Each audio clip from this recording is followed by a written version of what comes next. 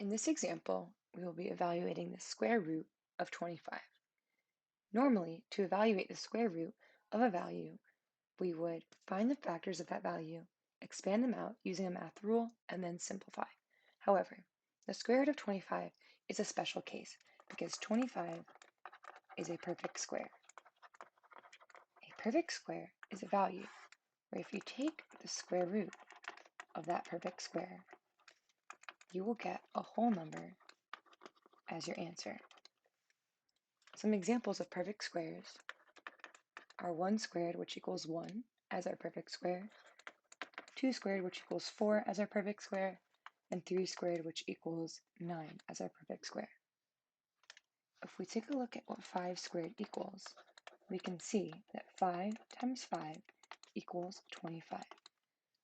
Therefore, the square root of 25 will simply just be 5.